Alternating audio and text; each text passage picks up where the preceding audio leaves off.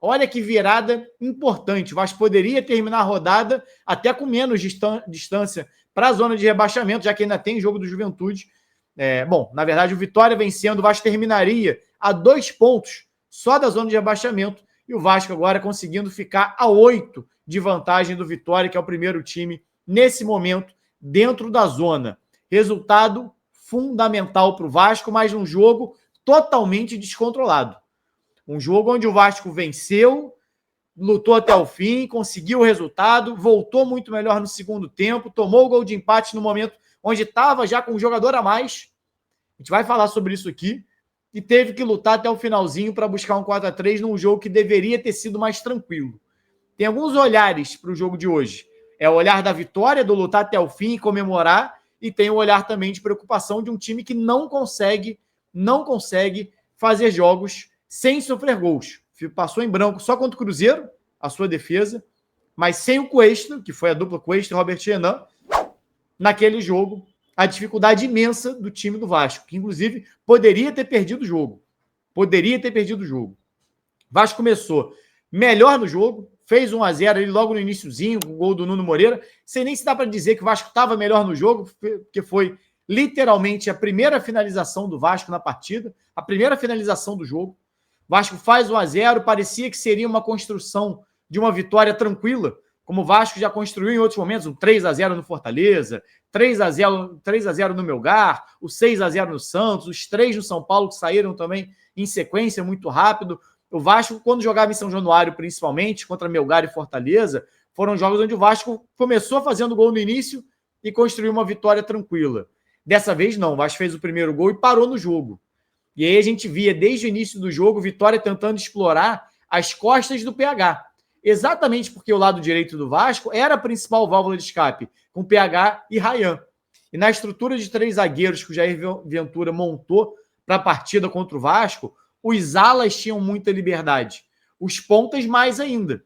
Então, quando o Vasco subia com seu lateral e seu ponta, Ryan e PH, tinham 2 jogadores para atacar por ali, ou pelo menos um, porque o lateral segurava na linha de 5 e o ponta ganhava toda a liberdade, porque ele não tinha que acompanhar, porque tinha um zagueiro a mais do time do Vitória, que era onde o Ryan acabava batendo ali na marcação. E o Ryan teve oportunidade para marcar, inclusive, o segundo gol numa jogada do PH. Então o Vasco atacava forte pelo lado direito e o Vitória atacava forte por ali. Tanto que mesmo antes do gol do Vitória, teve uma jogada no cruzamento pela esquerda, uma bola também invertida. Não foi nem nas costas do PH, foi nas costas do Ryan, que estava acompanhando a subida do lateral do Vitória, que sai o cruzamento que tem o choque do Renato Kaiser com o Léo Jardim. Uma bola que acaba passando direto. Se o Kaiser tocasse, talvez saísse o gol do Vitória. Então o Vitória já estava de olho nessas inversões ali nas costas do lado direito do Vasco, que hoje teve o Hugo Moura como zagueiro. E o gol de empate do Vitória sai exatamente numa jogada assim. Nuno e Tietchan não conseguem matar a jogada no meio de campo e deveriam matar. A gente sempre fala isso aqui. Time que vai jogar com a linha mais avançada precisa pressionar mais alto e precisa matar a jogada quando tem a possibilidade de uma inversão, quando tem a possibilidade de tomar uma bola em profundidade. Então, o Nuno e o Tietchan, os dois juntos no Eric, tinham obrigação de ou recuperar ou de pelo menos matar o lance. Não matou, sai a inversão e aí sai o gol do Vitória já no mano a mano em cima do Hugo Moura, o empate em 1-1.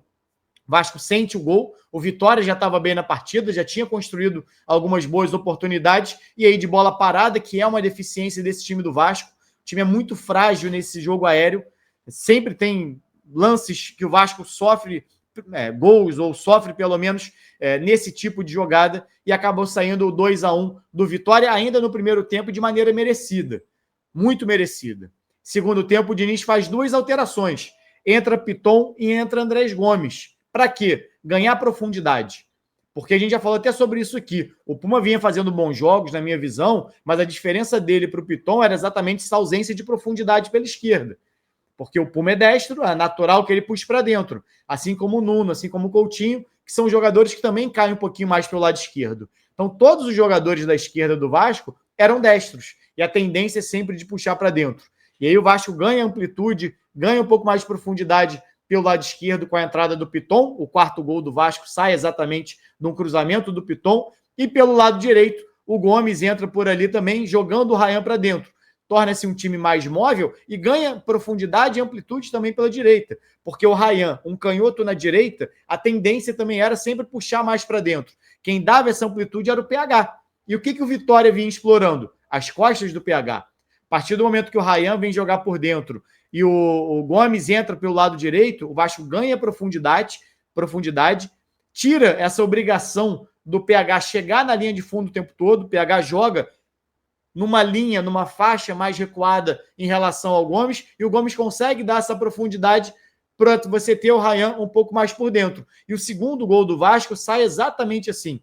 O Andrés Gomes fazendo jogada em profundidade, numa bola do PH, vindo da linha anterior, ou seja, se antes a gente via o PH recebendo na linha de fundo para cruzar, e o Ryan por dentro, o ponta por dentro, e o lateral por fora, dessa vez a gente viu o lateral e o ponta por fora. Você ganhando mais amplitude e profundidade com esses dois jogadores de velocidade destros jogando pelo lado direito. Bolão do PH, cruzamento do Gomes e sai o gol de empate com o Ryan. Logo depois, na sequência, tem o pênalti bem marcado para o Vasco, um toque de mão muito claro do Cáceres, braço completamente aberto, totalmente fora da naturalidade de movimento, e o Ryan, mais uma vez, faz o gol. Ryan, que eu já tinha falado sobre isso aqui. O Ryan chega, se eu não me engano, a 9 gols. Se eu não me engano, são 9 gols no Brasileirão agora do Ryan. É o ponta com mais gols, apesar dos 2 gols dele hoje terem saído ele jogando como centroavante, mas o Ryan sempre joga de ponta.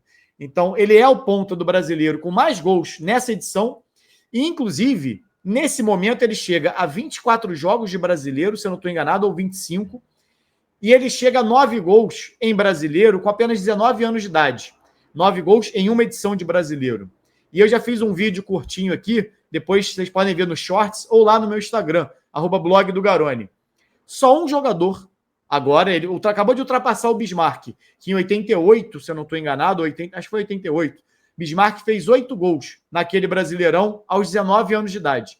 Agora, só um jogador de 19 anos fez tantos gols com a camisa do Vasco em uma edição de Brasileiro nessa idade. Roberto Dinamite, que marcou 13 em 71. 71 ou 73, na verdade. Tem que dar uma olhadinha no vídeo aqui. Só você procurar nos shorts aqui do canal. É o penúltimo vídeo mais curto que eu fiz. Tem lá no meu Instagram também. Então esse é o tamanho da temporada que o Ryan faz nesse momento com a camisa do Vasco. O Vasco fez o 3-2. Parecia que ia conseguir uma virada tranquila. Estava melhor no jogo. Segundo tempo só dava Vasco. E aí vem a expulsão do Lucas Halter, que inclusive para mim foi muito errada, tá? Muito equivocada a expulsão do Lucas Halter. Aquele tipo de lance ali que ele empurra o PH não é lance para amarelo. Aquilo acontece o tempo todo nos jogos. O tempo todo. Se o árbitro começar a amarelar todo mundo que empurra e puxa antes da bola ser batida, o campeonato vai acabar. Todo jogo vai ter 7, 8 jogadores em campo só. Então, assim, eu achei muito exagerado aquele cartão do Lucas Halter, ainda mais já tendo, tá? Normalmente o árbitro, quando sente que o cara já tem cartão amarelo, aí que a régua fica mais alta, a dele diminuiu. Para mim não era lance para cartão e ele expulsa, para mim, erradamente o Lucas Halter. E aí, como o futebol tem dessas coisas, às vezes o próprio futebol se vinga ou conserta, de uma certa maneira, esses equívocos, erros. Logo nessa, o árbitro expulsa o Lucas Halter, ainda não tinha batido a falta, bate a falta, o Léo Jardim sai muito mal do gol. É outro vídeo que a gente tem aqui no canal também falando sobre isso. O Léo Jardim tem uma deficiência na saída do gol muito grande. No primeiro tempo, inclusive, naquele lance que eu falei, da bola invertida, que ele se choca com o Renato Kaiser, se você olhar pela câmera invertida, ele tira a mão da bola. Ele vai para abafar a bola e aí, com medo do contato, ele prefere se proteger e a bola passa direto. A sorte do Vasco é que não tinha nenhum jogador chegando por ali e nem o Kaiser toca nela. O Léo Jardim tem medo do contato. Eu já falei isso aqui num outro vídeo. Vasco e Flamengo, a gente falou sobre isso aqui, em que o Vasco, inclusive, toma o gol do Flamengo numa bola que ele rebate no pé do Cebolinha, que não tinha nenhuma necessidade de rebater. E, para mim, ele saiu muito mal do gol hoje e não foi falta. E ainda que tivesse sido falta, é obrigação do goleiro, num lance, num mundo onde a gente já tem o VAR já há alguns anos. Se você teve o contato e o árbitro não marcou na hora, levanta. Levanta. Ah, mas Garoni, não dá para saber se ele estava com dor ou não. Continua no jogo. A gente tem que parar também de passar a mão na cabeça do Léo Jardim, que já aconteceu da expulsão lá contra o Inter e tal, já teve todo esse debate em relação a tá com dor, não tá com dor. Levanta com dor.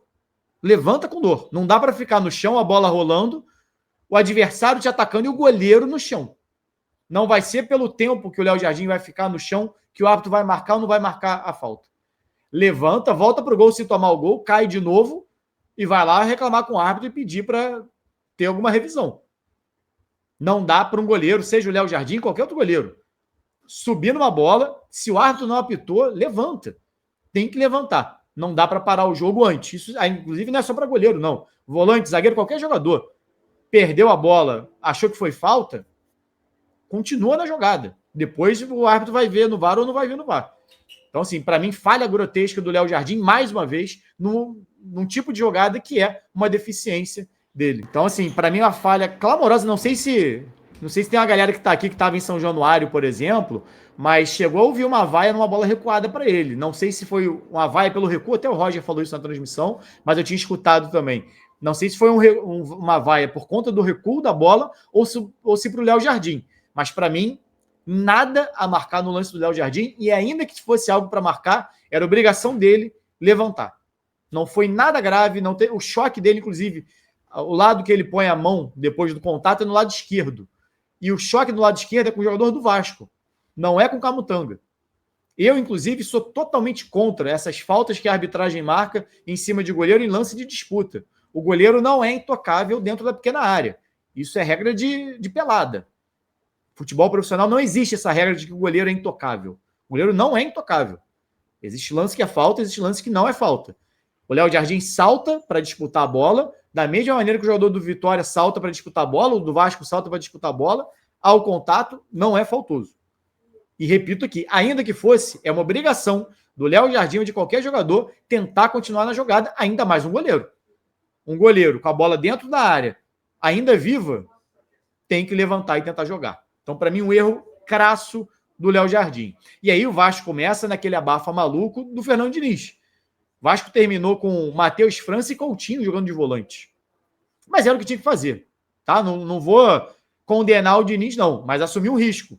A sorte que o Vitória estava com um jogador a menos. Jair Ventura é um técnico também muito comedido. Não é um técnico que ia botar o Vitória para ir para cima a todo custo, empatando fora de casa, segurava o Vasco próximo ali. Então não teve escape o time do Vitória, porque se tivesse... Aliás, outra coisa que o Gomes ajudou muito hoje, porque se o Ryan tinha dificuldade de fazer essa recomposição por ali, o Gomes ajudou muito naquele setor ali pelo lado direito, apesar de ter errado uma bola ali também, que o gol, inclusive, teve um gol anulado, bem anulado do Vitória, foi a bola perdida por ele ali, mas acontece, faz parte do jogo. Não foi nenhum erro crasso dele, foi uma cochilada ali, acabou perdendo a bola, mas por sorte do Vasco, que o Gubora foi mal na jogada também, mas acabou estando impedido o jogador do Vitória ali na jogada. Mas Diniz começou a empilhar jogador, e aí para mim entra um ponto de debate importante. Já falei aqui, né? Eu já, em vários momentos, já falei, para mim o Verratti era titular do time. Mas já ficou muito claro, já há muitos jogos, que não é. Né? A gente já debateu isso aqui, a gente já falou sobre isso aqui. Assim, a minha visão, acho que a galera que acompanha já sabe, e não é tornar o Verratti um inútil. Pelo contrário, acho, inclusive, que se o Diniz, no momento que o Diniz compreender que a estratégia inicial de jogo dele não bate com a ideia de jogo, com a capacidade de jogo do Verratti, ele vai entender que o Verratti é muito mais jogador para esse fim de jogo. Como foi o GB? Porque qual é a ideia de jogo do Diniz? Jogar com a bola nos pés. Aproximação, movimentação. O Verratti não te dá isso. Mas o GPS do Verratti está marcando 38 quilômetros ali em 90 minutos. Está correndo errado, então. Com a bola, ele não é um cara participativo. Mas ele puxou a marcação da defesa. Isso é involuntário. É a defesa que acompanhou ele. Outro jogador poderia ter puxado essa marcação também. Não é algo que só o Verratti sabe fazer. Isso é muito pouco para você pensar no que um jogador pode entregar em 90 minutos. Então, a estratégia de jogo do Diniz, ela passa por poucos cruzamentos. Não é que não faça. O primeiro gol do Vasco sai de um cruzamento, mas de uma bola trabalhada que sobra ali para o PH, e aí você tem infiltração do Nuno, tanto que o cruzamento não foi para o Verratti. Então você consegue fazer esse mesmo jogo sem o Verratti, talvez até com mais qualidade, porque você tem mais aproximação. E nesse fim de jogo, como foi agora, em jogos onde você talvez não conseguiu resolver por baixo, não tem espaço para construir, não consegue furar uma linha defensiva, que você vai ter que cruzar muito mais bolas do que iria cruzar anteriormente, o Verratti vai ser útil. como foi o GB agora no fim. Então, acho que já passou da hora do Diniz rever essa titularidade do Verratti, que, repito aqui, não tem nada a ver com tornar o Verratti um jogador inútil.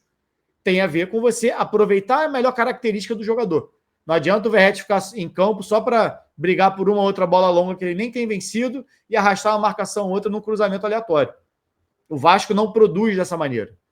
O volume de produção do Vasco passa muito mais por bola de pé em pé do que de cruzamento para a área. O que não quer dizer que, num momento de jogo, 3-3, em casa, com um jogador a mais precisando da vitória, esse jogador mais alto de bola aérea não possa ser útil. Muito pelo contrário, é muito útil. Como foi o GB. E poderia ter usado o Verratti também entrando nesse tipo de situação. E acho que se encaixaria muito mais. Até porque quem fez o cruzamento foi o Piton, que não vinha ser um titular. A gente falou sobre isso aqui, inclusive, já hoje. O Piton, com o Puma de titular, o Vasco perdia profundidade. Né? Perdia exatamente essa chegada mais na linha de fundo. E o Piton, quando entrou em campo, deu isso, tanto que fez o cruzamento para o GB fazer o gol da vitória. Então, acho que são coisas que o Diniz precisa olhar com mais carinho. Abrir um pouquinho a cabeça, não ficar só na teimosia de querer provar que está certo. Mas compreender que o jogo dele hoje e o jogo do Verratti não casa. Mas que, numa situação de abafo que ele precise no fim do jogo, como precisou hoje, esse centroavante mais alto vai funcionar. Assim como o GB acabou funcionando. É isso. Sufoco, tensão, porém, 3 pontos na conta do Vasco. Galera, quase 1.000 pessoas aqui na live. Senta o dedo no like, tá? Se inscreve.